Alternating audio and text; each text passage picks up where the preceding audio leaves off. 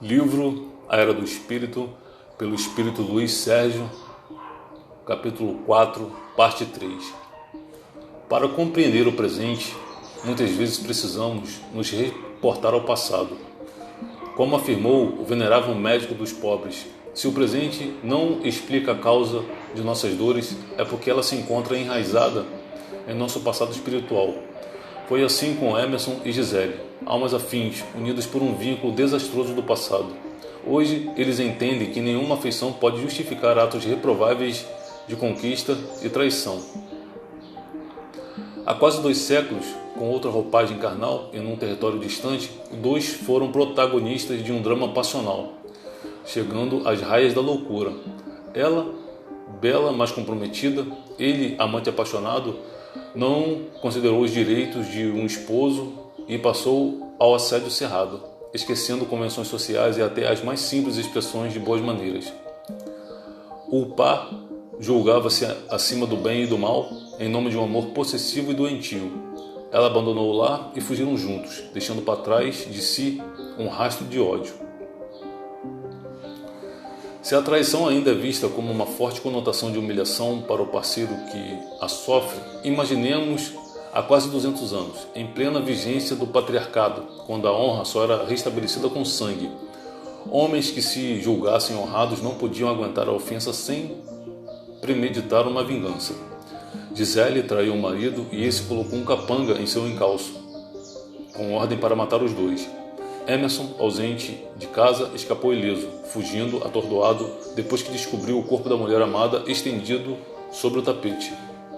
O agressor, que se encontrava nas imediações, não se atreveu a nova agressão ao ver a casa encher-se de pessoas conhecidas. O amante, atingido pela infelicidade, vagueou muito tempo sem destino, até fixar residência em local distante. Fechou-se para sempre o amor e guardou na memória o quadro aterrador. A jovem ensanguentada, morta a golpes de punhal, com profundas lesões na área abdominal. Emerson começou o seu purgatório naquela mesma existência, distanciado da família e amargurado. Nunca pôde retornar à sua terra por temer o rancor do inimigo, preferindo ser considerado morto. Ele teve uma vida relativamente longa e, para compensar o seu pecado, procurou ser justo e reto com as demais pessoas. Jamais entrou em um lar na ausência do chefe da casa. Respeitou todos os códigos morais da sociedade, que nunca tomou conhecimento de seu passado cheio de culpa e remorso. Ao falecer, padeceu uns tempos em regiões purgatoriais até ser resgatado para a luz. Gisele desencarnou sob o impacto dos golpes que provocaram abundante hemorragia. Os rins e o fígado ficaram dilacerados. O espírito, em estado de torpor, permaneceu longo período imantado naquele mesmo ambiente. Se não fizera jus a um socorro imediato, também não foi abandonado definitivamente por Deus. Almas piedosas intercederam pela jovem senhora e um dia ela foi recolhida a uma instituição espiritual. Perguntava pelo amante e sentiu na pele a dor da separação, talvez a mesma dor que havia causado ao esposo amigo, transformado por ela em carrasco rancoroso. Consciente da atitude desleal e precipitada, ela iniciou um período de reflexão, estudo e trabalho. Foi colocada por mentores amigos junto a um grupo de ex-suicidas. O trabalho visava dar-lhe a noção fiel do mal que alguém pode fazer a si mesmo e ao próximo, quando desconsidera o valor da vida. Naquele novo ambiente procurava aliviar sequelas, sufocar gemidos, enxugar lágrimas de desespero e decepção. Ela viu sangue escorrendo por feridas que se recusavam a cicatrizar porque eram alimentadas por pensamentos fixos de remorso ou revolta. Conviveu com o desespero dos que abandonam voluntariamente a vida no corpo, julgando que nada encontrarão depois da morte. O tratamento foi de choque para nossa personagem. À noite, quando se recolhia para o repouso, analisava as ocorrências do dia e julgava-se muito feliz porque o socorro, no seu caso, chegou mais depressa. Ela havia perdido a noção do tempo em que, como espírito, vegetou num vazio de consciência. Essa lembrança só chegaria com o passar dos meses e os terapeutas não fariam revelações precipitadas. Explique melhor, Luiz Sérgio. para o bom entendimento do leitor, visto que Gisele fora assassinada e não podia ser acusada de suicídio, sugeriu Karina, sempre interessada na informação objetiva e precisa. Consideramos oportuno lembrar que, embora não tenha atentado contra a própria vida, Gisele sentia todo o peso da culpa oriunda do crime que lhe ceifou a vida. Se ela não tivesse desonrado o nome do marido, ele não teria motivo para matá-la. Ao oferecer o motivo, ela tornou-se cúmplice. Era um raciocínio complicado, porém com uma certa lógica. Se uma pessoa se enche de drogas, pega o volante do carro, atropela, fere, mata alguém, será que não carregará a responsabilidade de um crime? Se morrer nessa situação, não assumirá a culpa de um suicídio? A infelicidade do marido de Gisele pode ser atribuída à deslealdade dela. Ele não era portador de muitas virtudes, mas estava se encaminhando bem na vida. Pretendia ser pai, cuidar bem da família. Objetivos que não foram atingidos por causa da traição da companheira e de um falso amigo. Todos os atos insanos que ele pudesse praticar seriam, em parte, atribuídos à atitude incorreta desses dois personagens.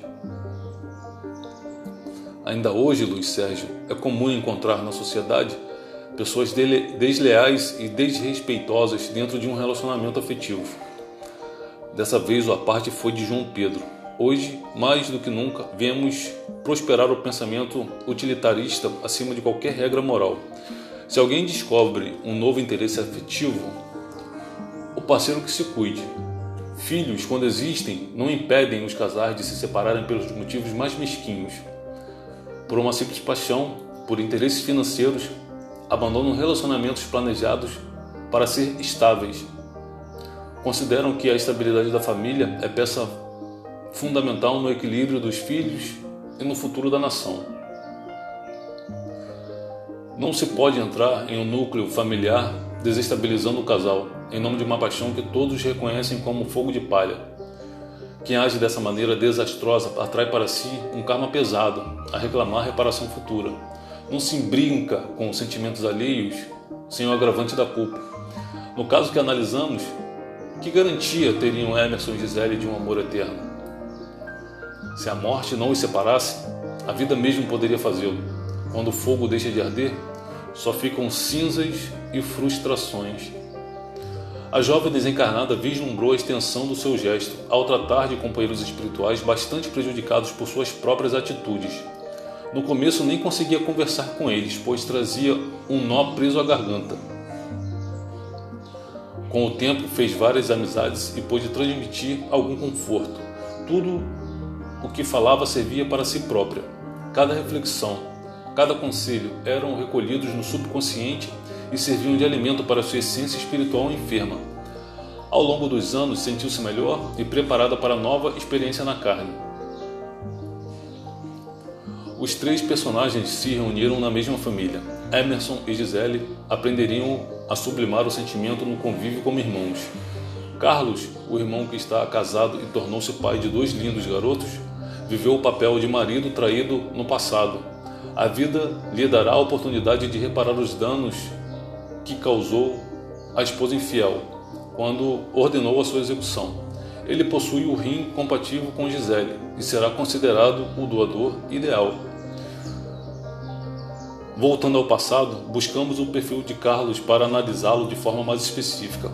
Ao descobrir a deserção da mulher, foi possuído por um ataque de ira e orgulho ferido. Consumada a vingança inútil, ele se arrependeu. Vendeu as terras que possuía e mudou-se para longe, onde formou família e tentou ser feliz. Ele encontrou a felicidade, Luiz Sérgio? Que nada, Karina. O homem pode fugir dos outros homens, mas não se esconde de si mesmo. A polícia não o incriminou por falta de provas, mas sua consciência tornou-se o seu juiz e algoz. Pode alguém ser feliz assim? O assassino verdadeiro, aquele que vibrou o punhal, botou o pé na estrada e nunca se soube nada a respeito. Viveu em desacerto consigo mesmo até o dia em que compareceu no mundo espiritual e prestou contas de seus atos. Sofreu bastante antes de reconciliar-se com a paz. Nesta vida, ele foi o pai dos três personagens dessa história verídica.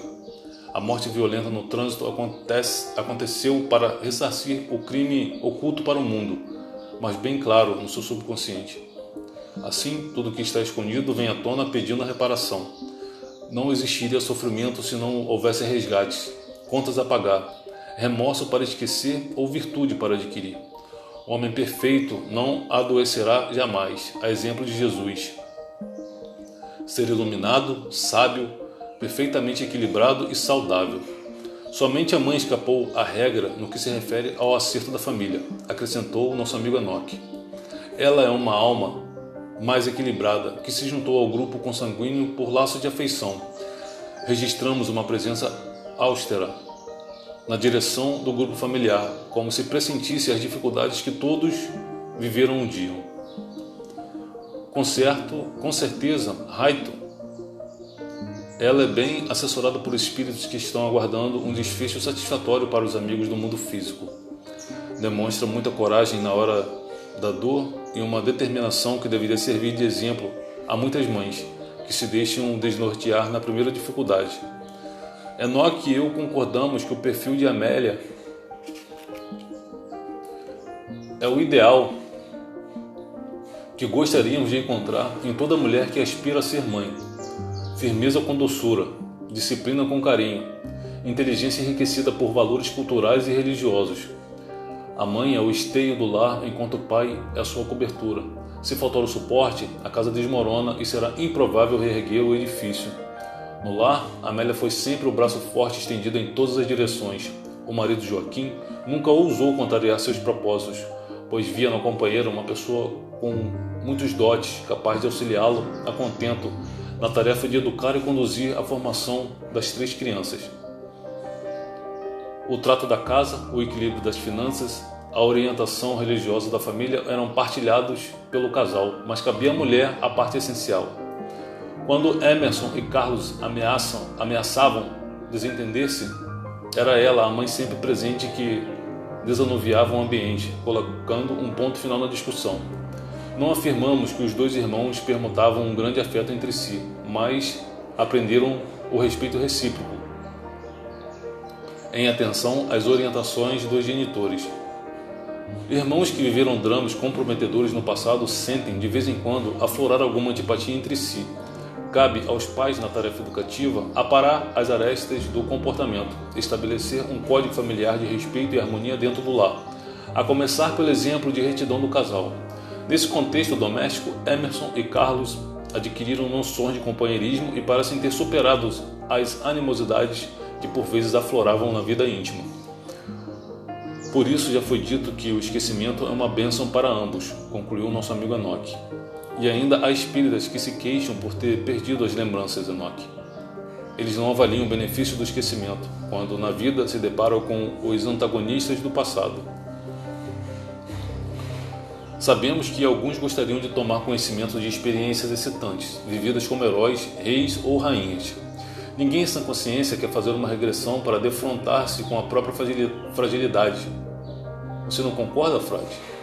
Há tempos você não me chamava assim, Raito. Acho que estamos amadurecendo, visto que espíritos não envelhecem. É isso que dá a gente conhecer o passado espiritual dos amigos. Voltando ao nosso assunto, conheço pessoas que não querem resgatar esse conhecimento, com medo de se perturbarem com as revelações obtidas. Se forem boas, pode pintar a vaidade. Se forem más, podem vir o desalento e a sobrecarga do arrependimento, completou Enoque. O Criador sabe o que faz. Se optou por essa situação, fê-lo com sabedoria. Kardec, em O Livro dos Espíritos, faz uma explanação brilhante sobre o tema. Recomendamos uma vez mais a leitura dessa obra magistral que convence enquanto a necessidade da reencarnação e o alívio que as almas adquirem quando ingressam na carne, livres temporariamente do aguilhão, do remorso e das mágoas. Reconhecemos que há psicopatologias curáveis como a terapia de regressão, conduzida por profissional sério, consciente de sua responsabilidade. São bem poucos, ainda, os profissionais que conduzem com lisura, desatentos do ganho material e voltados primordialmente para o bem-estar do paciente. Há ainda a considerar o uso que o paciente fará da informação adquirida. Se o assunto não for bem trabalhado no seu interior, o enfermo poderá sair do tratamento com uma neurose maior. Por isso, recomendamos cautela. Nos casos de terapêutica aplicada pelos espíritos, sabemos que o êxito é total quando mentores mais sábios conduzem a memória dos pupilos para alguns lances mais claros do passado espiritual.